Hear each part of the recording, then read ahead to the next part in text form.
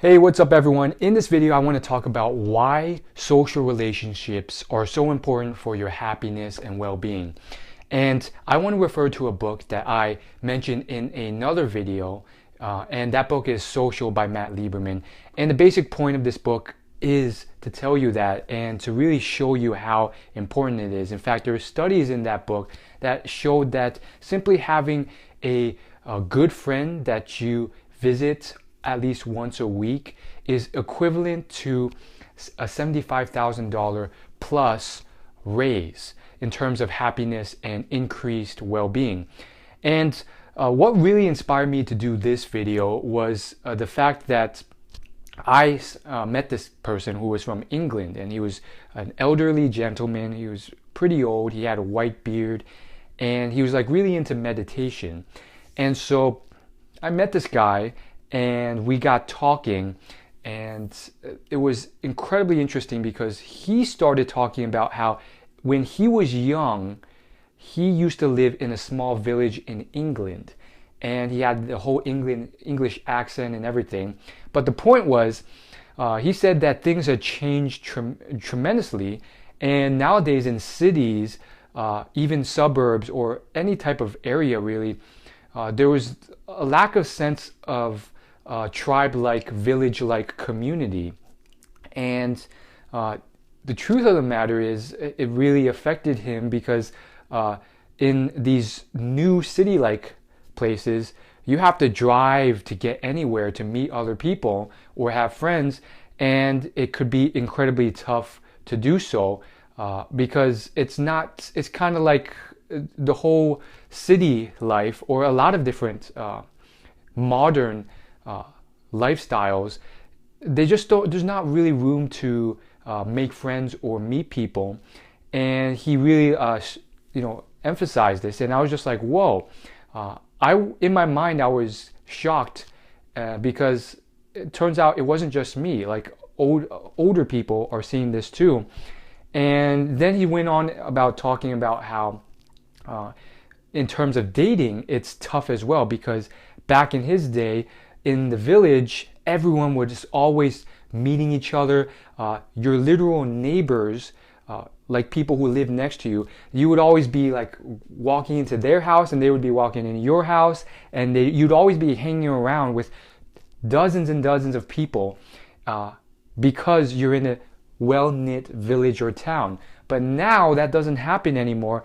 And even if you live in a neighborhood, most people don't talk to their neighbors at all. And so that's what he said. And I just found it's true to a certain extent, but also I know people who kind of go against this. Like they're able to do really well in these environments, or they're just really sociable with their neighbors and so forth. But having said that, I see a lot of people like this. They just based off, maybe it's the neighborhood or whatever, but they just stay in their homes. Maybe they don't get along with their neighbors, and then they just like, if they ever have to go somewhere, they have to travel somewhere. And on top of that, this guy, he started talking about how in terms of dating life, it's tougher now because all you can really go to is a alcohol themed place, a bar or nightclub, to meet women. At least that was what his perspective was. And outside of those, he's made remarks on how like it's very tough. Like there's no commonly accepted place to meet people. Where would you meet people?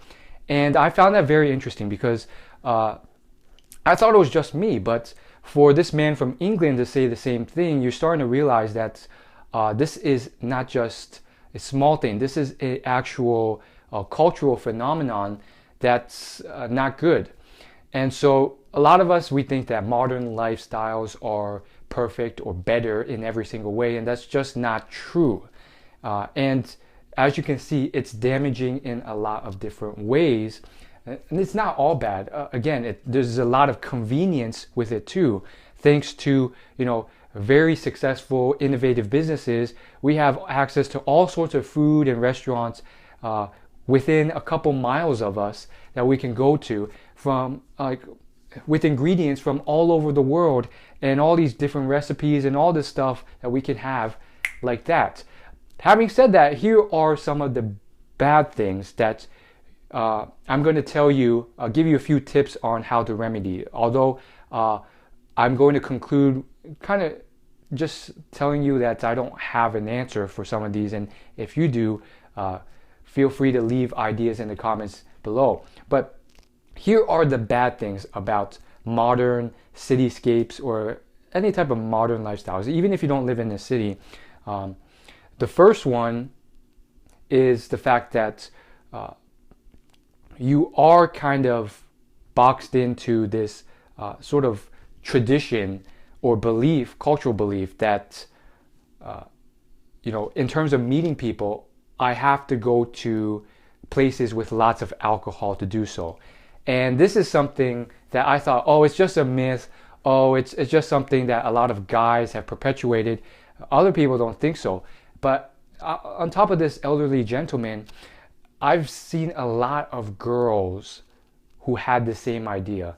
And I just find that incredible. It's not just a myth or a small belief. It's a huge cultural mindset. And I mean, there's a lot of reasons for it. Bars want to make money.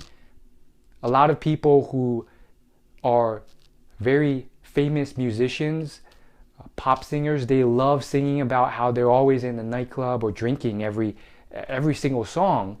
And so you have this 1% who has access to this, bragging about this in his songs. And since his songs are top hits, they kind of pervade into the culture and kind of like convince everyone else this is where you have to be cool. And it creates this cycle where like most people don't really go to those or can't go to those places. Some of them do, and they think it's the only place. Now, of course, tips for getting out of this cycle, again, the general consensus in terms of advice on this, again, you'll see this a lot in terms of dating advice. There's like all sorts of different places you can go. I would say there's a great book called Mate by Tucker Max and Dr. Miller. And basically the book has a little list of all these places you can go. And their whole point behind the book, it's basically explaining that there's all these different places you can go. And in fact, those bar-themed places are probably the worst type of places to actually meet people because of all the noise, competition, dark areas, and all that stuff combined in terms of all the other stuff, genetic stuff, like women's innate fear of being raped or robbed by strangers. Those are all prevalent in that place, in these settings. And so their basic point was that there's all sorts of other community-based activities that you have to go to if you want to do better. And those are better alternatives. But you have to make an active effort to go to those. And he basically starts listing a bunch like volunteering, fitness activities, CrossFit, improv classes, dance classes, charity organizations, and then his list goes on and on. And so that's a very interesting way of doing it. So you might want to take a look at that book if you want more ideas. But that's his solution to this dilemma. Now let's talk about social well-being and friendships as well, because this is also a really important issue. And in terms of why city life isn't always best for you, it's because when you're in the city, sometimes although there's all these people, you can be in a situation where it's kind of just like you go to work or school, then you come back, and most people spend all their time on a TV or computer screen, and then they don't know where else to go to meet people. And so that was this elderly gentleman's opinion, and he just found it very unhealthy because most of us, pretty much all of us actually, we are still genetically wired. Again, check out the book Social by Matt Lieberman on this. We're genetically wired to still live in hunter-gatherer, small village-like, tribe-like communities with 100 people or less, and unfortunately that's not the case anymore. So in these tribe-like villages, you would constantly be meeting all sorts of other people, and that is not the case anymore. And therefore that's a huge problem. And if you go to Africa, or if you go to any area in the world, whether it's Europe, North America, Canada, Asia, and if you go outside of the cities, you will still find towns and villages where it's somewhat still like this. But as you can see, we're starting to move a lot more and more towards these cities. In fact, there's a survey done, and it was like something like 87% plus of millennials want to live in cities. So there's this dramatic demand and surge and flood of people towards cities, and the problem with that is you lose that village-like, tribe-like community, which ends up being pretty bad because we're still wired to be like that. And unfortunately for some people, it leaves them in a situation where they don't have these social relationships, and they become unhappy or less happy than they could be, and they don't know why. So that's a huge thing. And I guess my tips for that would just be, actively look to resolve this by finding those community bonding groups, as mentioned before. And when I heard about this, I would say, I also, in the back of my mind, I could see a bunch of people who managed, and you probably know them too, who managed to do very well socially and form a lot of friendships in cities. And the reason is because some of them just naturally are able to make tons of friends, and they can do it. Maybe they're extroverted or whatever else, but for whatever reason, they just naturally form these groups, and they have a ton of friends that they go meet with and so forth. So if you don't just naturally do that, perhaps actively taking time to go to these really matters. And I've heard this a lot, I've seen this a lot.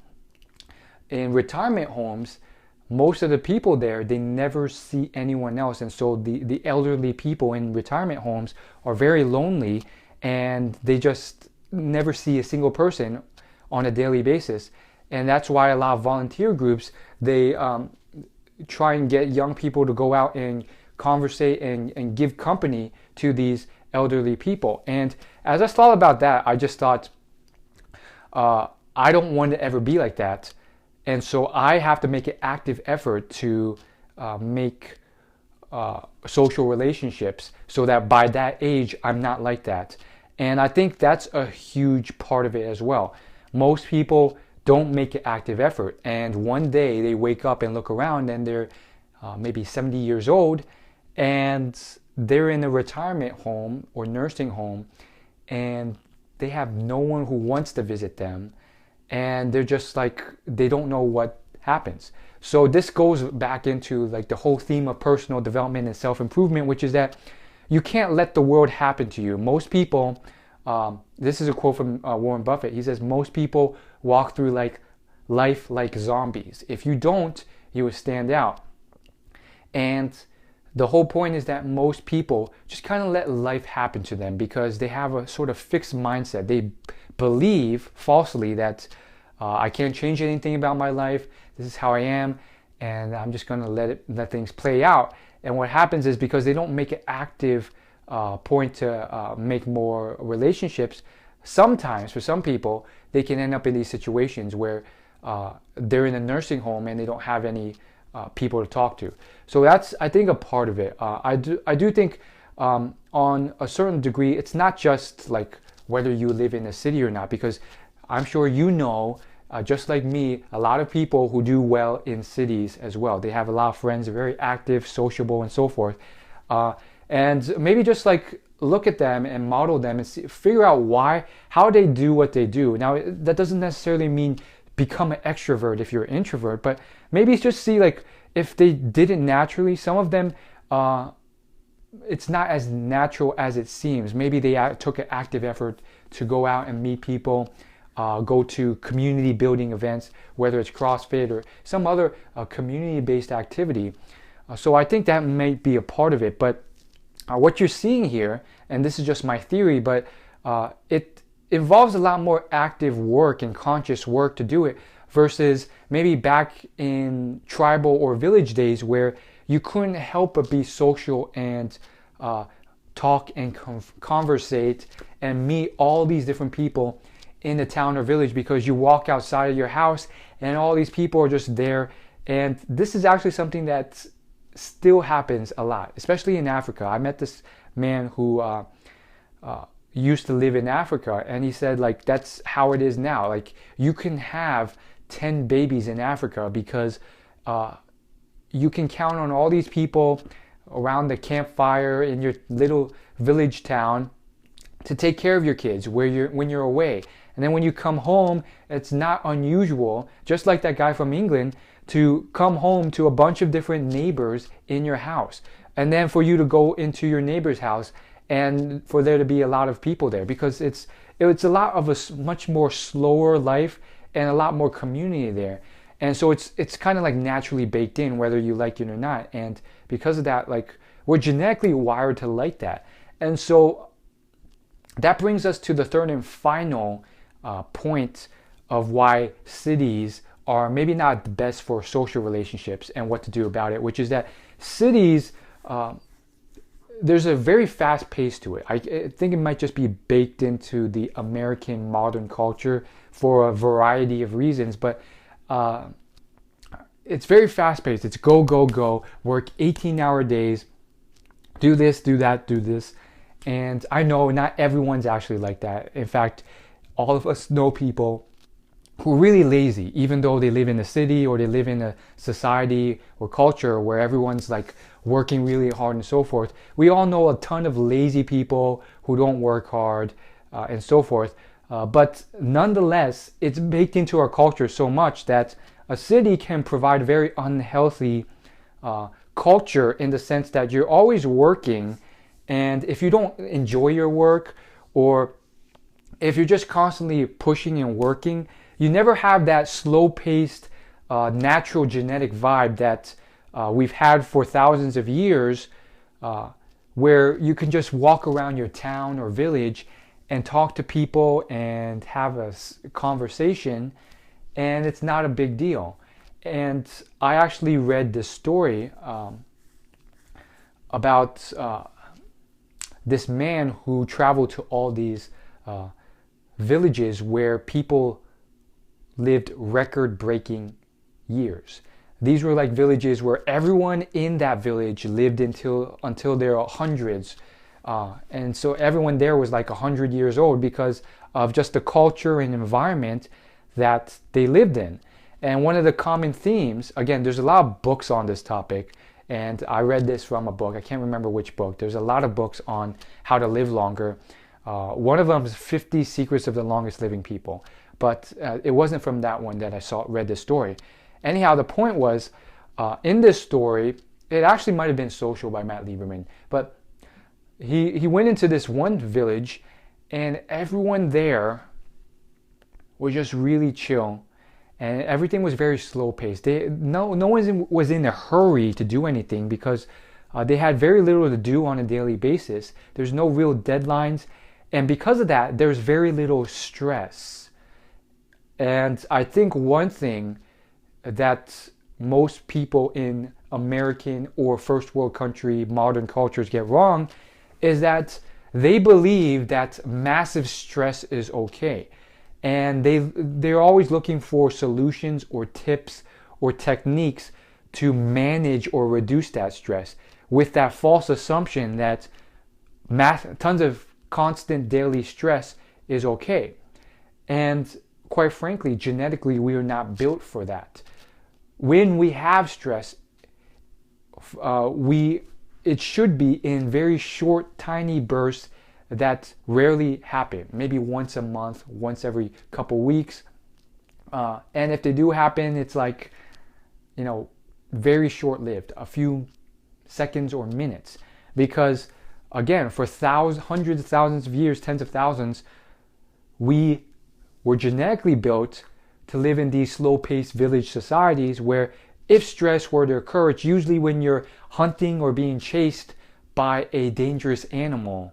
Other than that, it doesn't happen. And so when you're stressed nowadays in modern society, it's usually something where it's like you're in the office and you're doing paperwork and you just have all these like random manual labor or a desk job labor tasks, and you have all this stress built up, but it's a different form of stress stimuli. It's not a tiger running at you or saber-tooth mammoth. It's just random office tasks. And so that type of stimuli is just constant because those tasks keep pouring in, and all of a sudden you have to sustain 13 hours of stress and all these toxic, unhealthy hormones pumping into your system at high levels. So the point and some tips that might help is maybe move into a more slow-paced vibe and perspective and attitude towards life. Sometimes certain jobs are just not right for you. If you're not having a lot of fun and enjoying it and interested, and if it's massive stress, if it's a massive stress job, maybe that's not the right job for you. Another thing is to have a different attitude and just have a very chill attitude towards things. A lot of the longest living people, they're just very chill about things, and they don't worry or get anxious at anything because it's all really good for them. It's like it doesn't matter. Like the worst can happen, but as long as they're relaxed about it, it's fine. And that's a very difficult attitude for me to adopt, or probably for you, but I've adopted some of it. Some of these people are just naturally like that. Maybe it's genetics, maybe it's not, I don't know.